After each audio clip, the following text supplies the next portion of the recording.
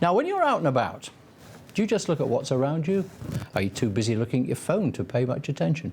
Once in a while, you want to glance up at those buildings and have a good look around you. Now, that's what my guest this lunchtime has been doing, and he's been taking a photographic record of Walsall. 7,000 people are on the website. Here are just some of the pictures. Now, you see, if you didn't look up, you would miss that terrific glass ceiling there. You would probably not even notice this statue. Statue of Sixth. And there it is. Q Bantu, welcome to the programme. Thank you, sir. Terrific pictures. I love the angle on this one. Are these all your pictures, are they? Yeah, most of them are all the pictures that I've took myself, just within Walsall. Fairly desolate landscape, that one. You're trying to just sort of capture a bit of everything about the place, aren't you? I try and capture a bit of everything. Like I say, it's a little bit of landscape. That was when Walsall, the old college, was being demolished. And then now, where Tesco stands, that's where it is. You know, so yeah, most of it is just self-taught photography that's based around Walsall, images and everything that I've just done for the past 10 years, probably. They are great pictures, and I enjoyed looking at them. And there we are, an old pub. Whatever happened to old pubs? They all boarded up. All boarded up. I bet they were a whole lot better than they are today. You've been in this country, you were telling me, 12 years, most of it in Walsall. I mean, did you one day think, I'll go and buy a camera and I'll take some pictures? I've always wanted to get a camera, because when I was growing up, my dad used to have one of those old 33 mils. So right. at the time, it used to work and click whenever it wanted to. But when I first came to England, 2006 sometime, I bought myself a Sony digital camera. And yeah, so that's where it all started. I started clicking around and started. Is there an inspiration for you? Do you need one, or are you just going out there and taking what catches your eye? What catches my eye, and also every photography that I take, I relate it to as a memory. My inspiration in photography is just trying to capture the time, time and freeze a bit of time. Well, time and give frozen time. Yeah, sorry. Yeah. But I take the point you're making, because I said in the introduction to you that, you know, that if you just look up once in a while, there are some beautiful buildings, aren't there? Oh, there is. The architecture in Walsall is just amazing, and part of it is all based in the trades, the 100 trades that we've had. You know, as we know, that Walsall is its history. We used to make a lot of settlers, and spiraled and went throughout the world. So, and also that, like I say, when I'm out and about, it's just the eye and looking at what's up there and what you can capture. Do you ever get people stopping you and say, "What are you doing? What are you taking pictures of?"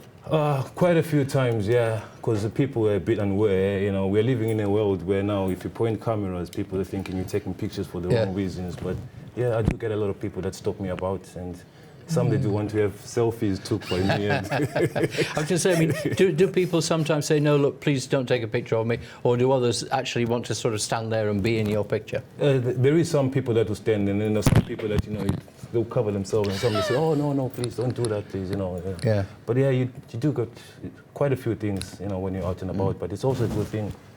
Is it primarily sort of landscapes in a city sense and a town sense that you like taking pictures of? I like the landscape, especially derelict buildings. You know, it's just one thing that fascinates me at the time.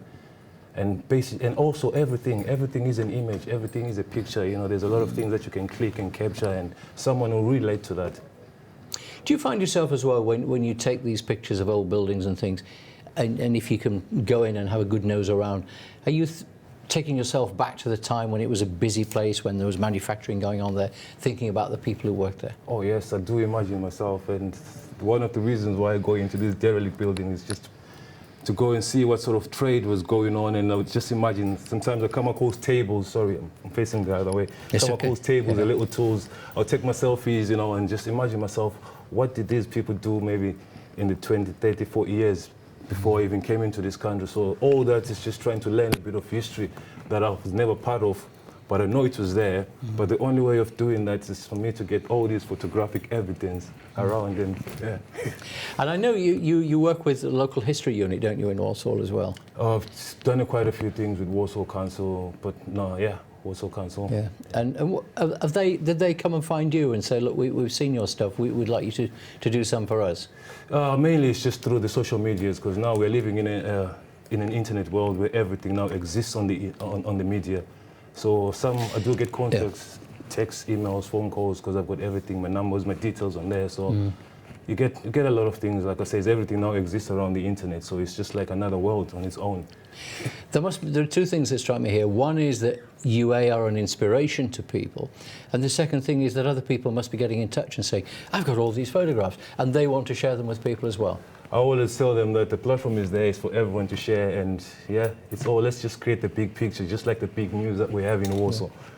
And I'm imagining if somebody, you know, say puts up a picture and said, I found this that, you know, my grandfather took years ago, I don't know what it is. Within a very short space of time, there'll be lots of people getting in touch and saying, yes. I know that, I remember, and the stories are coming out, because if they don't, they get lost, don't they, forever? Oh yes, they do. It's just amazing. You just post a picture, wait for the replies. If there's obviously, I've got about 7,000 people. There's a lot of people that know the history and knowledge of certain things that have just gone around Walsall. So yeah, it does. It helps. Just the platform is there. Like I say, it's Walsall in Pictures. It's just to give people a big picture, the big story, the big news that we have.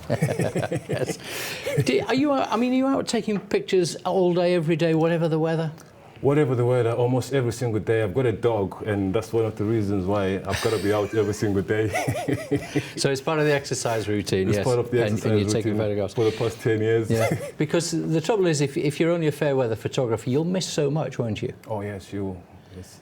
Yeah. What keeps you going though? I mean, I can understand. You know, you've been, what you said, 6 years doing this, 10 years now, 10 haven't years, you? yes. And yet every day you can see something and you want to go and see something. Do you plan it, or do you just go out and see what happens? To be honest, I don't plan anything, because every single day that comes is different. And you might be on the same spot taking pictures, but tomorrow you might see something different from what you've missed yesterday. So yeah, I don't plan out, to be honest. It's just like I take my camera and I just go and explore the world. That's what I do. How many photographs have you, I mean, because you must delete some of them, obviously, because they don't work for whatever reason, but how many photographs have you actually got at the moment, do you think?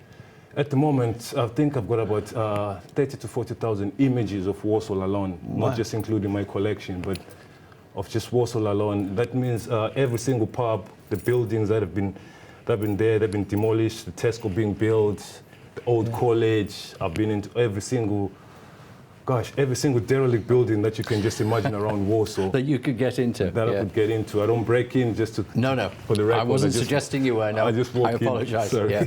But yeah, it's just, I've gathered so much information that I can just sit down and just narrate the story of Walsall just using images on a big, massive canvas, if I could do that. Now, I know you, as you say, you came here 10 years ago. Did you immediately sort of think, this is where I want to be? You just liked what was around you?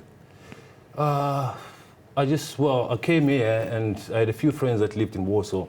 I just came here, it was just like a temporal stop, and I was just going to find my way within the UK, but I ended up falling in love with Walsall for some reason. I've never left ever since I've came here. And there are, I'm told there are 7,000 people who are now regularly in touch with your website, swapping photographs, images and all the rest of it. Is that right? It's a lot of people, isn't it? Yes, that's right, and the number keeps growing every single day, and every single day I'm able to add 30 to 40 people on a daily basis. Yeah. On a good day, you can have about 60, 70 people that have just requested to join the group. It's extraordinary. It's a great tale. I'm glad we were able to show some of your pictures. Thank you, sir. I wish you every success with what you're doing and all the people who know something about what's going on in Walsall. This is your man. This is Q. He's the man waiting to see your pictures. I'll see you again after the break. Cheers.